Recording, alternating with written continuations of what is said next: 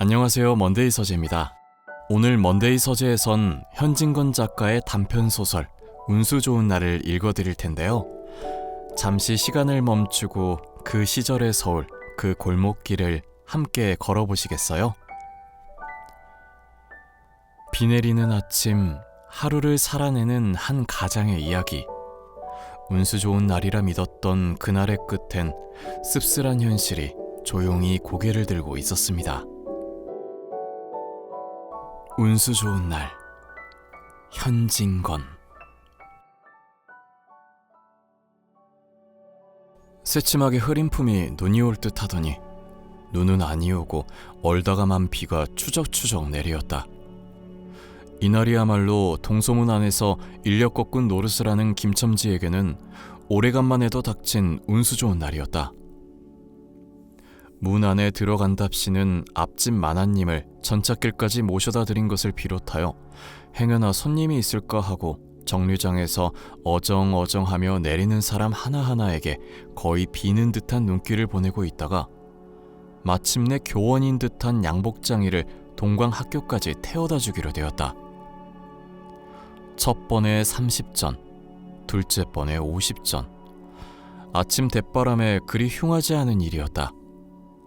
그야말로 재수가 옴붙어서 근 열흘 동안 돈 구경도 못한 김첨지는 10전짜리 100통화 서푼 또는 5푼이 찰칵하고 손바닥에 떨어질 채 거의 눈물을 흘릴 만큼 기뻤었다. 더구나 이날 이때 이 80전이라는 돈이 그에게 얼마나 유용한지 몰랐다. 컬컬한 목에 모주 한 잔도 적실 수 있거니와 그보다도 앓는 아내에게 설렁탕 한 그릇도 사다 줄 수 있습니다. 그의 아내가 기침으로 쿨룩거리기는 벌써 달포가 넘었다. 조밥도 굶기를 먹다시피 하는 형편이니 물론 약 한 첩 써본 일이 없다. 구태여 쓰려면 못 쓸 바도 아니로되 그는 병이란 놈에게 약을 주어 보내면 재미를 붙여서 잡고 온다는 자기의 신조에 어디까지나 충실하였다. 따라서 의사에게 보인 적이 없으니 무슨 병인지는 알 수 없으나 반드시 누워가지고 일어나기는커녕 새로 모로도 못 눕는 걸 보면 중증은 중증인 듯 병이 이대도록 심해지기는 열흘 전에 조밥을 먹고 체한 때문이다. 그때도 김첨지가 오래간만에 돈을 얻어서 좁쌀 한 대와 10전짜리 나무 한 단을 사다 주었더니 김첨지의 말에 의하면 오라질년이 천방지축으로 냄비에 대고 끓였다. 마음은 급하고 불길은 닿지 않아 채 익지도 않은 것을 그 오라질년이 숟가락은 고만두고 손으로 움켜서 두 뺨에 주먹덩이 같은 혹이 붉어지도록 누가 빼앗을 듯이 처박질 하더니만 그날 저녁부터 가슴이 당긴다, 배가 캥긴다 하고 눈을 홉뜨고 지랄을 하였다. 그때 김첨지는 열아와 같이 성을 내며 에이 오라질년, 조랑복은 할 수가 없어. 못 먹어 병, 먹어서 병 어쩌란 말이야. 왜 눈을 바로 뜨지 못해? 하고 앓는 이의 뺨을 한번 후려갈겼다. 홉뜬 눈은 조금 바루어졌건만 이슬이 맺히었다. 김첨지의 눈시울도 뜨끈뜨끈하였다. 환자가 그러고도 먹는 데는 물리지 않았다. 사흘 전부터 설렁탕 국물이 마시고 싶다고 남편을 졸랐다. 이런 오라질년, 조밥도 못 먹는 년이 설렁탕은 또 처먹고 지랄병을 하게? 라고 야단을 쳐보았건만 못 사주는 마음이 시원치 않았다. 인제 설렁탕을 사줄 수도 있다. 앓는 어미 곁에서 배고파 보채는 개똥이 3살배기에게 죽을 사줄 수도 있다. 80전을 손에 쥔 김첨지의 마음은 푼푼하였다. 그러나 그의 행운은 그걸로 그치지 않았다. 땀과 빗물이 섞여 흐르는 목덜미를 기름 주머니가 다 된 외목수건으로 닦으며 그 학교 문을 돌아 나올 때였다. 뒤에서 인력거 하고 부르는 소리가 났다. 자기를 불러 멈춘 사람이 그 학교 학생인 줄 김첨지는 한 번 보고 짐작할 수 있었다. 그 학생은 다짜고짜로 남대문 정거장까지 얼마요? 라고 물었다. 아마도 그 학교 기숙사에 있는 이로 동기 방학을 이용하여 귀향하려 함이로다. 오늘 가기로 작정은 하였건만 비는 오고 짐도 있고 해서 어찌할 줄 모르다가 마침 김천지를 보고 뛰어나왔음이리라. 그렇지 않다면 왜 구두를 채 신지 못해서 질질 끌고 비록 곡구라 양복일망정 노바기로 비를 맞으며 김첨지를 뒤쫓아 나왔으랴. 남대문 정거장까지 말씀입니까? 하고 김첨지는 잠깐 주저하였다. 그는 이 우중에 우장도 없이 그 먼 곳을 철벅거리고 가기가 싫었음일까? 처음 것 둘째 것으로 고만 만족하였음일까? 아니다. 결코 아니다. 이상하게도 꼬리를 맞물고 덤비는 이 행운 앞에 조금 겁이 났습니다. 그리고 집을 나올 제 아내의 부탁이 마음에 캥기었다. 앞집 마나님한테서 부르러 왔을 제 병인은 그 뼈만 남은 얼굴에 6월의 샘물 같은 유달리 크고 음푹한 눈에다 애걸하는 빛을 띄우며 오늘은 나가지 말아요.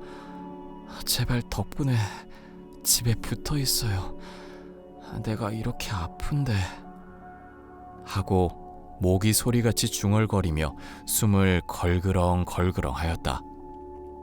그래도 김첨지는 대수롭지 않은 듯이 앞다 젠장 맞으련 피려먹을 소리를 다 하네. 맞불 들고 앉았으면 누가 먹여 살릴 줄 알아? 하고 훌쩍 뛰어나오려니까 환자는 붙잡을 듯이 팔을 내저으며 나가지 말라도 그래. 그러면 일찍이 들어와요. 하고 목매인 소리가 뒤를 따랐다. 정거장까지 가잔 말을 들은 순간에 경련적으로 떠는 손, 유달리 큼직한 눈, 울듯한 아내의 얼굴이 김첨지의 눈앞에 어른어른하였다. 그래, 남대문 정거장까지 얼마란 말이오? 하고 학생은 초조한 듯이 인력거꾼의 얼굴을 바라보며 혼잣말같이 인천차가 11점이 있고 그 다음에는 새로 2점이던가? 라고 중얼거렸다. 이런 50점만 줍시오. 이 말이 저도 모를 사이에 불쑥 김첨지의 입에서 떨어졌다. 제 입으로 부르고도 스스로 그 엄청난 돈액수에 놀래었다. 한꺼번에 이런 금액을 불러라도 본 지가 그 얼마만인가. 그러자 그 돈 벌 용기가 병자에 대한 염려를 사르고 말았다. 설마 오늘 안으로 어때라 싶었다. 무슨 일이 있더라도 제일 제2의 행운을 곱친 것보다도 오히려 갑절어 많은 이 행운을 놓칠 수 없다 하였다. 이런 50전은 너무 과한데? 이런 말을 하며 학생은 고개를 기웃하였다. 아니올시다. 이수로 치면 여기서 거기가 시오리가 넘는답니다. 또 이런 진날에는 좀 더 주셔야지요. 하고 빙글빙글 웃는 차부의 얼굴에는 숨길 수 없는 기쁨이 넘쳐 흘렀다. 그러면 달라는 대로 줄 터니 빨리 가요. 관대한 어린 손님은 그런 말을 남기고 총총히 옷도 입고 짐도 챙기러 갈 대로 갔다. 그 학생을 태우고 나선 김첨지의 다리는 이상하게 가뿐하였다. 다름질을 한다느니 보다 거의 나는 듯하였다. 바퀴도 어떻게 속히 도는지 군다느니 보다 마치 얼음을 지나쳐가는 스케이트 모양으로 미끄러져 가는 듯하였다. 언 땅에 비가 내려 미끄럽기도 하였다. 이윽고 끄는 이의 다리는 무거워졌다. 자기 집 가까이 다다른 까닭이다. 새삼스러운 염려가 그의 가슴을 눌렀다. 오늘은 나가지 말아요.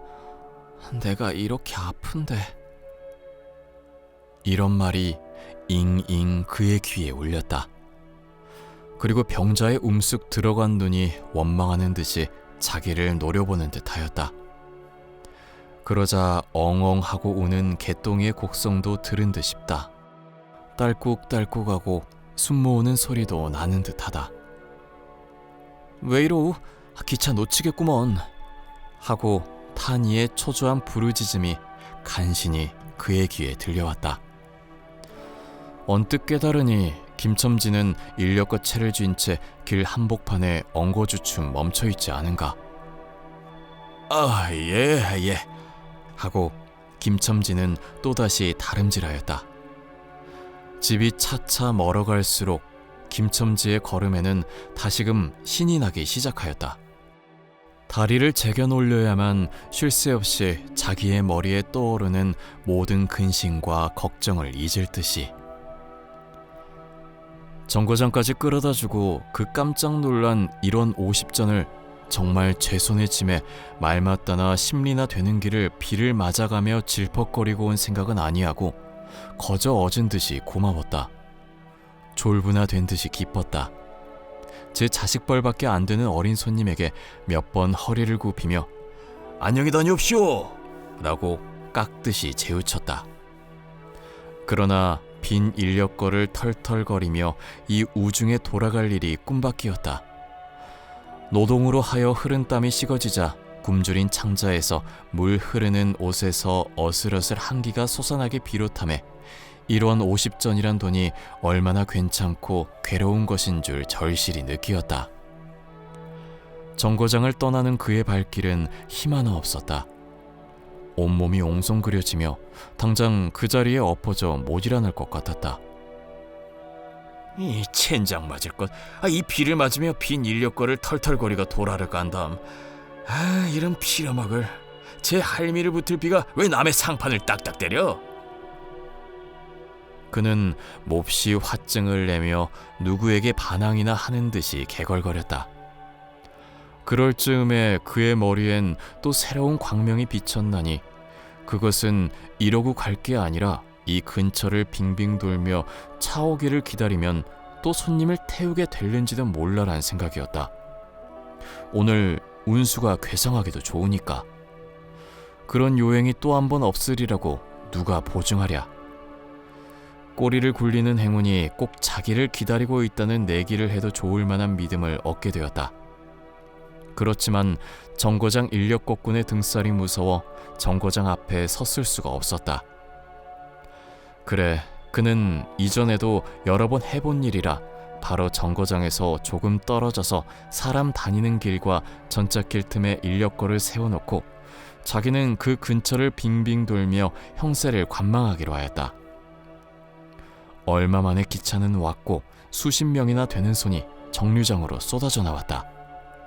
그 중에서 손님을 물색하던 김첨지의 눈에 양머리에 뒤축 높은 구두를 신고 망토까지 두른 기생 퇴물인 듯 남봉 여학생인 듯한 여편네의 모양이 띄었다. 그는 슬근슬근 그 여자의 곁으로 다가들렀다. 아씨, 인력거 아니 타시랍시오? 그 여학생인지 뭔지가 한참은 매우 때깔을 빼며 입술을 꼭 다문 채 김첨지를 거들떠 보지도 않았다. 김첨지는 구경하는 거지나 무엇같이 연애 연방 그의 기색을 살피며 아씨, 정거장 애들보담 아주 싸게 모셔다 드리겠습니다. 댁이 어디신가요? 하고 추근추근하게도 그 여자의 들고 있는 일본식 버들고리 짝에 제 손을 대었다. 왜 이래 남 귀찮게. 소리를 병력같이 지르고는 돌아선다. 김첨지는 어랍시오 하고 물러섰다. 전차가 왔다. 김첨지는 원망스럽게 전차 타는 일을 노리고 있었다. 그러나 그의 예감은 틀리지 않았다. 전차가 빡빡하게 사람을 싣고 움직이기 시작하였을 때 타고 남은 손 하나가 있었다. 굉장하게 큰 가방을 들고 있는 걸 보면 아마 붐비는 차 안에 짐이 크다 하여 차장에게 밀려 내려온 눈치였다. 김첨지는 대어섰다. 저 인력거를 타시랍시오? 한동안 값으로 실랑이를 하다가 60전에 인사동까지 태워다 주기로 하였다. 인력거가 무거워지며 그의 몸은 이상하게도 가벼워졌고 그리고 또 인력거가 가벼워져서 몸은 다시금 무거워졌는데 이번에는 마음조차 초조해온다. 집의 광경이 자꾸 눈앞에 어른거리어 이젠 요행을 바랄 여유도 없었다. 나무 등걸이나 무엇만 같고 제 것 같지도 않은 다리를 연애 꾸짖으며 갈팡질팡 뛰는 수밖에 없었다. 저놈의 인력거꾼이 저렇게 술에 취해가지고 이 진 땅에 어찌가노 하고 길 가는 사람이 걱정을 하리만큼 그의 걸음은 황급하였다. 흐리고 비오는 하늘은 어두침침한 게 벌써 황혼에 가까운 듯하다. 창경원 앞까지 다다라서야 그는 턱에 닿는 숨을 돌리고 걸음도 늦추잡았다. 한 걸음 두 걸음 집이 가까워 올수록 그의 마음은 괴상하게 누그러졌다. 그런데 이 누그러짐은 안심해서 오는 게 아니요 자기를 덮친 무서운 불행이 박두한 것을 두려워하는 마음에서 오는 것이다. 그는 불행이 닥치기 전 시간을 얼마쯤이라도 늘리려고 버르적거렸다. 기적에 가까운 벌이를 하였다는 기쁨을 할 수 있으면 오래 지니고 싶었다. 그는 두리번 사면을 살피었다. 그 모양은 마치 자기 집, 곧 불행을 향하고 달려가는 제 다리를 제 힘으로는 도저히 어찌할 수 없으니 누구든지 나를 좀 잡아다고 구해다고 하는 듯하였다. 그럴 즈음에 마침 길가 선술집에서 친구 치삼이가 나온다. 그의 우글우글 살찐 얼굴은 주홍이 오른 듯 온 턱과 뺨을 시커멓게 구렛나룻이 덮이고 노릇탱탱한 얼굴이 바짝 말라서 여기저기 고랑이 파이고 수염도 이때야 턱 밑에만 마치 소립송이를 거꾸로 붙여놓은 듯한 김첨지의 풍채하고는 기이한 대상을 짓고 있었다. 여보게 김첨지, 자네 문안 들어갔다 오는 모양이 있어 그려. 돈 많이 벌었을 테니 한 잔 말리게. 뚱뚱보는 말라깽이를 보는 말에 부르짖었다. 그 목소리는 몸짓과 딴판으로 연하고 싹싹하였다. 김첨지는 이 친구를 만난 게 어떻게 반가운지 몰랐다. 자기를 살려준 은인이나 무엇같이 고맙기도 하였다. 자넨 벌써 한잔한 모양일세 그려. 자네도 재미가 좋아 보이. 하고 김첨지는 얼굴을 펴서 웃었다. 앞다, 재미 안 좋다고 술 못 먹을랜가? 그런데 여보게, 자네 웬 몸이 어찌 물독에 빠진 서양쥐 같은가? 어서 이리 들어와 말리게. 선술집은 훈훈하고 뜨뜻하였다.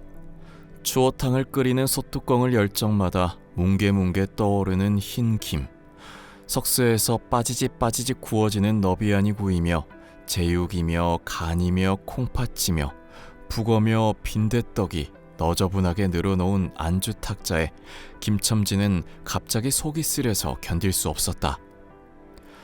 마음대로 할 양이면 거기 있는 모든 먹이를 모조리 깡그리 집어삼켜도 시원치 않았다. 하되 배고픈 이는 우선 분량 많은 빈대떡 2개를 쪼이기로 하고 추어탕을 한 그릇 청하였다. 줄인 창자는 음식 맛을 보더니 더욱 비어지며 자꾸 드리라 하였다. 순식간에 두부와 밑꿀이 든 국 한 그릇을 그냥 물같이 들이키고 말았다. 첫째 그릇을 받아들었을 때 데우던 막걸리 곱빼기 2잔이 더 왔다. 치사미와 같이 마시자 원원이 비었던 속이라 찌르르 하고 창자에 퍼지며 얼굴이 화끈하였다. 눌러 곱빼기 한 잔을 또 마셨다. 김첨지의 눈은 벌써 개개 풀리기 시작하였다. 석쇠에 얹힌 떡 2개를 숭덩숭덩 썰어서 볼을 볼록거리며 또 곱빼기 2잔을 부어라 하였다. 치삼은 의아한 듯이 김첨지를 보며 여보게, 또 붓다니? 벌써 우리가 넉 잔씩 먹었네. 돈이 40전일세. 아따 이놈아, 40전이 그리 끔찍하냐? 오늘 내가 돈을 막 벌었어. 참, 오늘 운수가 좋았느니. 그래, 얼마를 벌었단 말인가? 30원을 벌었어. 30원을. 이런 젠장 맞을. 아이, 술을 왜 안 부어? 아이, 괜찮다. 막 먹어도 상관이 없어. 오늘 돈 싼더미같이 벌었는데. 이 사람 취했군. 그만두세. 이놈아, 이걸 먹고 취할래냐? 어서 더 먹어. 하고는 취삼의 귀를 잡아치며 취한 이는 부르짖었다. 그리고 술을 붓는 15살 됨직한 중대가리에게로 달려들며 이놈 오라질놈, 왜 술을 붓지 않아? 라고 야단을 쳤다. 중대가리는 히히 웃고 치삼이를 보며 문의하는 듯이 눈짓을 하였다. 주정꾼이 이 눈치를 알아보고 화를 버럭 내며 애미를 붙은 이 오라질 놈들 같으니 이놈 내가 돈이 없을 줄 알고. 하자마자 허리춤을 훔척훔척 하더니 1원짜리 한 장을 꺼내어 중대가리 앞에 펄쩍 집어던졌다. 그 사품에 몇 푼 은전이 잘그랑하며 떨어진다. 여보게 돈 떨어졌네. 왜 돈을 막 끼었나? 이런 말을 하며 일변 돈을 줍는다. 김첨지는 취한 중에도 돈의 거처를 살피는 듯이 눈을 크게 떠서 땅을 내려다보다가 불시에 제 하는 짓이 너무 더럽다는 듯이 고개를 소스라치자 더욱 성을 내며 봐라 봐 이 더러운 놈들아. 내가 돈이 없나 다리 뼈다구를 꺾어 놓을 놈들 같으니. 하고 치삼이 주워주는 돈을 받아 이 원수의 돈, 이 육시를 할 돈 하면서 팔매질을 친다. 벽에 맞아 떨어진 돈은 다시 술 끓이는 양푼에 떨어지며 정당한 매를 맞는다는 듯이 쨍하고 울었다. 곱배기 두 잔은 또 부어질 겨를도 없이 말려가고 말았다. 김첨지는 입술과 수염에 붙은 술을 빨아들이고 나서 매우 만족한 듯이 그 솔잎송이 수염을 쓰다듬으며 또 부어 또 부어 라고 외쳤다. 또 한 잔 먹고 나서 김첨지는 치삼의 어깨를 치며 문득 껄껄 웃는다. 그 웃음소리가 어찌나 컸던지 술집에 있는 이의 눈이 모두 김첨지에게로 몰리었다. 웃는 이는 더욱 웃으며 여보게 치삼이 내 우스운 이야기 하나 할까? 오늘 손을 태우고 정거장에까지 가지 않았겠나? 그래서? 갔다가 그저 오기가 안 됐대 그래? 그래 전차 정류장에서 얼음얼음하며 손님 하나를 태울 궁리를 하지 않았나? 거기 마침 만화님이신지 여학생이신지 요새 어디 논다니와 아가씨를 구별할 수가 있던가? 망토를 잡수시고 비를 맞고 서 있겠지. 슬근슬근 가까이 가서 인력거를 타시랍시오 하고 손가방을 받으려니까 내 손을 탁 부리치고 획 돌아서더니만 왜 남을 이렇게 귀찮게 굴어? 야, 그 소리야말로 꾀꼬리 소리지. 김첨지는 교묘하게도 정말 꾀꼬리 같은 소리를 내었다. 모든 사람은 일시에 웃었다. 피려먹을 깍쟁이 같은 년. 누가 저를 어쩌나? 왜 남을 귀찮게 굴어? 아이고 소리가 채신도 없지. 웃음소리들은 높아졌다.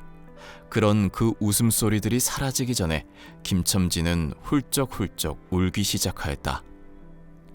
치삼은 어이없이 주정뱅이를 바라보며 금방 웃고 지랄을 하더니 우는 건 무슨 일인가? 김첨지는 연애 코를 들여마시며 우리 마누라가 죽었다네.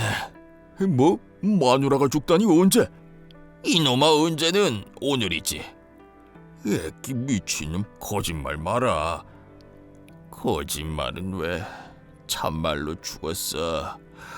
참말로 마누라 시체를 집에 뻗을쳐 놓고 내가 술을 먹다니 내가 죽일 놈이야. 죽일 놈이야. 하고 김첨지는 엉엉 소리내어 온다. 치삼은 흥이 조금 깨어지는 얼굴로 원 이 사람아 참말을 하나 거짓말을 하나. 그러면 집으로 가서 가. 하고 우는 이의 팔을 잡아당기었다. 치삼의 끄는 손을 뿌리치더니 김첨지는 눈물이 글썽글썽한 눈으로 싱그레 웃는다.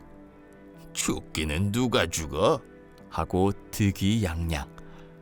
죽긴 왜 죽어? 생때같이 살아만 있어. 그 오라질년이 밥을 죽이지. 이제 나한테 속았다. 하고 어린애 모양으로 손뼉을 치며 웃는다. 이 사람이 정말 미쳤단 말인가? 나도 아주 먼내가 앓는단 말은 들었었는데. 하고 치삼이도 어떤 불안을 느끼는 듯이 김첨지에게 또 돌아가라고 권하였다. 안 죽었어. 안 죽었대도 그래. 김첨지는 화증을 내며 확신 있게 소리를 질렀으되 그 소리엔 안 죽은 것을 믿으려고 애쓰는 가락이 있었다. 기어이 1원어치를 채워서 곱배기를 한 잔씩 더 먹고 나왔다. 구준비는 의연히 추적추적 내린다. 김첨지는 취중에도 설렁탕을 사가지고 집에 다다랐다. 집이라 해도 물론 새 집이요, 또 집 전체를 새든 게 아니라 안과 뚝 떨어진 행랑방 한간을 빌어든 것인데 물을 길어대고 한 달에 1원씩 내는 터이다. 만일 김첨지가 주기를 띄지 않았던들 한 발을 대문에 들여놓았을째 그곳을 지배하는 무시무시한 정적 폭풍우가 지나간 뒤에 바다 같은 정적에 다리가 떨렸으리라. 굴룩거리는 기침 소리도 들을 수 없다. 그르렁거리는 숨소리조차 들을 수 없다. 다만 이 무덤 같은 침묵을 깨트린 다느니보다 한층 더 침묵을 깊게 하고 불길하게 하는 빡빡거리 그윽한 소리, 어린애 젖바는 소리가 날 뿐이다. 만일 청각이 예민한 이 같으면 그 빡빡 소리는 빨따름이요 꿀떡꿀떡하고 젖 넘어가는 소리가 없으니 빈젖을 빤다는 것도 짐작할지 모르리라. 혹은 김첨지도 이 불길한 침묵을 짐작했는지도 모른다. 그렇지 않으면 대문에 들어서자마자 전에 없이 이 난장 맞을년, 남편이 들어왔는데 나와보지도 않아 이 오라질년 이라고 고함을 친 게 수상하다. 이 고함이야말로 제 몸을 엄습해오는 무시무시한 중을 쫓아버리려는 허장성세인 까닭이다. 하여간 김첨지는 방문을 왈칵 열었다. 구역을 나게 하는 축이, 떨어진 삿자리 밑에서 나온 먼지내, 빨지 않은 지저귀에서 나는 똥내와 오줌내, 가지각색 때가 켜켜이 앉은 옷내, 병인의 땀 섞인 내가 섞인 추기가 무딘 김첨지의 코를 찔렀다. 방 안에 들어서며 설렁탕을 한 구석에 놓을 사이도 없이 주정꾼은 목청을 있는 대로 다 내어 호통을 쳤다. 이 오라질년, 주야장천 누워만 있으면 제일이야. 남편이 와도 일어나지를 못해. 라는 소리와 함께 발길로 누운 이의 다리를 몹시 찼다. 그러나 발길에 채이는 건 사람의 살이 아니고 나무 등걸과 같은 느낌이 있었다. 이때 빽빽 소리가 응아 소리로 변하였다. 개똥이가 물었던 젖을 빼어놓고 운다. 운데도 온 얼굴에 찡그려 붙어서 운다는 표정을 할 뿐이다. 응아 소리도 입에서 나는 게 아니고 마치 뱃속에서 나는 듯 하였다. 울다가 목도 잠겼고 또 울 기운조차 시진한 것 같다. 발로 차도 그 보람이 없는 걸 보자 남편은 아내의 머리맡으로 달려들어 그야말로 까치집 같은 환자의 머리를 껴들어 흔들며 이년아, 말을 해 말을. 입이 붙었어 이 오라질년. 이것 봐. 아무 말이 없네. 이년아, 죽었단 말이냐? 왜 말이 없어? 또 대답이 없네. 정말 죽었나 보이? 이러다가 누운 이의 흰 창이 검은 창을 덮은 위로 짙은 눈을 알아보자마자 이 눈깔 왜 나를 바로 보지 못하고 천장만 바라보느냐? 하는 말 끝엔 목이 메이었다. 그러자 산 사람의 눈에서 떨어진 닭똥 같은 눈물이 죽은 이의 뻣뻣한 얼굴을 어릉어릉 적시었다. 문득 김첨지는 미친 듯이 제 얼굴을 죽은 이의 얼굴에 한 대 비벼대며 중얼거렸다. 설렁탕을 사다 놓았는데 왜 먹지를 못하니? 왜 먹지를 못해? 괴상하게도 오늘은 운수가 좋더니만.